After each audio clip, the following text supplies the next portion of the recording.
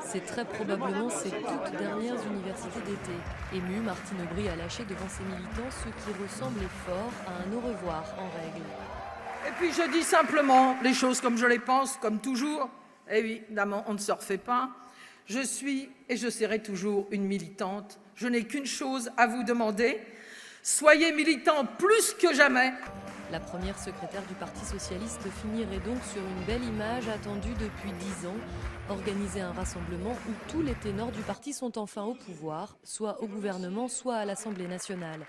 Personne ne boude son plaisir et surtout pas les militants, même s'ils resteront vigilants.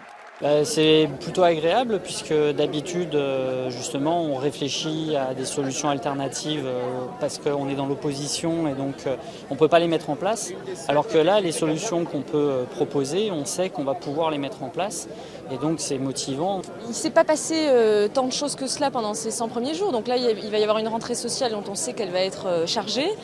Tous les sujets financiers notamment sont au cœur des débats. Il faut que cette société change. Donc on va dire que je regarde plutôt ce qui va se passer à l'automne et on sera très vigilants les uns les autres sur ce qui va arriver. Tout au long de ces 3 journées, le PS s'est efforcé d'afficher une image d'unité. Unité autour du Premier ministre Jean-Marc Ayrault, venu défendre sa méthode face aux impatiences qui montent de toutes parts. Mais mon engagement, c'est d'inscrire notre action dans la durée. C'est celle d'une gauche durable, qui transforme durablement le pays, qui fait reculer les injustices, qui agit sur les urgences, mais qui transforme la société en profondeur.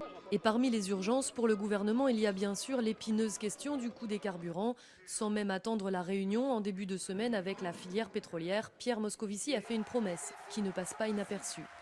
Et la semaine prochaine, je le dis ici, les prix des carburants baisseront par un effort partagé. Je m'y engage maintenant. Un parti au pouvoir, un parti qui va devoir trouver son rôle dans les prochains mois, soutien indéfectible ou force de proposition. Dans tous les cas, la succession de Martine Aubry est dans tous les esprits. Harlem Désir, le numéro 2 du PS, a déjà annoncé qu'il se tenait prêt.